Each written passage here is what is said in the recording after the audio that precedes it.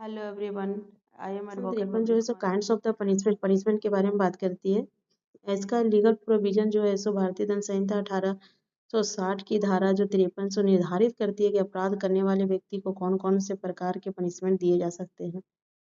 तो इसका जो मूल पाठ है सो भारतीय दंड संहिता मृत्यु दंड, डेथ पेनल्टी, दूसरा आजीवन कारावास, इम्प्रीजमेंट फॉर लाइफ, तीसरा जो है सो कठोर कारावास, रिग्रेस फॉर इम्प्रीजमेंट, चौथा है साधारण कारावास, सिंपल इम्प्रीजमेंट, और पांचवा जो अगर ऑब्जेक्टिव ऑफ सेक्शन देखते हैं तो यह धारा स्पष्ट करती है कि कानून का मुख्य उद्देश्य केवल अपराधी को समाज में शांति, सुरक्षा और न्याय बनाए रखना भी है।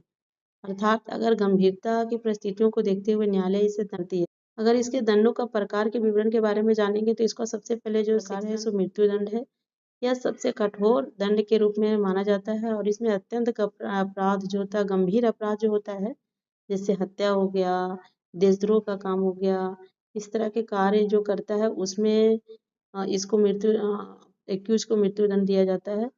और इसका नंबर दूसरा जो है आजीवन, इसमें दोषी को जीवन भर जेल में ही रहना पड़ता है। हालांकि सरकार के विवेक पर उसे अगर क्षमा या रिहाई मिल जाती है तो जीवन जेल से बाहर निकल सकता है, लेकिन अगर सरकार का रिहाई उसे नहीं मिला तो पूरे जीवन जेल में बिताएगा।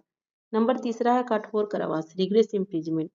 इसमें दोषी को जेल में कठोर श्रम का करवाया जाता है। जैसे रिग्रेस इम्प्रीजमेंट जिस भी पर्सन को दिया जाता है उसे जेल में रह करके नहीं है कि उसको सिर्फ जेल का कैदी बन के रहना है, बल्कि उसको साथ ही साथ उसको काम भी करना है।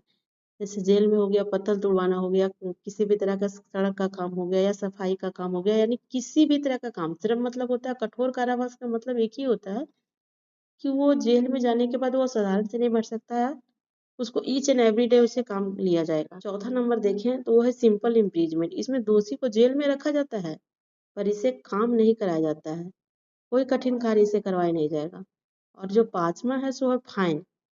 फाइन के रूप में अगर दोषी को निश्चित राशि चुकानी होती है, अगर किसी पर्सन को फाइन भी लगाया जाएगा तो उसका फाइन उसको चुकाना पड़ता है। अगर वो उसको जो उसकी सजा हुई वो तो सजा काटेगा ही, और जो फाइन नहीं देगा वो फाइन के बदले भी उसको सजा ही काटना पड़ेगा।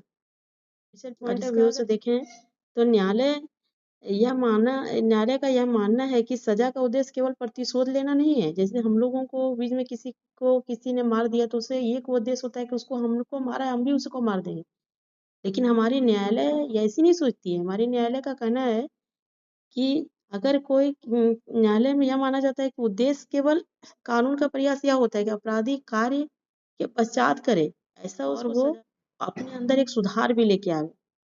नंबर इसका अगर केस लॉ के बारे में से साथ ही केस लॉ के बारे में जानते हैं तो इसमें एक केस लॉ है Bachchan Singh versus state of Punjab. इसमें सुप्रीम कोर्ट ने यह निर्णय लिया है कि मृत्यु दंड केवल rare of the rarest case में लिया जाता है। अगर मृत्यु दंड के बारे में बात करें सेक्शन 53 में दिया गया पहला नंबर 1 डेथ पेनल्टी, तो इसमें मृत्यु दंड उसी व्यक्ति को दिया जाएगा जो मृत्यु दंड के लायक काम किया हो, मृत्यु दंड नहीं मिलेगा। और इसमें मृत्यु दंड देने के लिए सिद्धांत को सीमित भी कर दिया गया है। इसका अगर केस लॉ दूसरे के बारे में जाने तो स्टेट पंजाब है और वर्सेस जोगेंद्र सिंह है। इसमें सुप्रीम कोर्ट ने यह न्यायालय का यह दंड का उद्देश्य सुधार, मतलब जो भी न्यायालय दंड देता है उसका यही मतलब होना चाहिए कि उस इंसान को दंड भी मिल जाए और वो उसके अंदर एक सुधार भी होना चाहिए।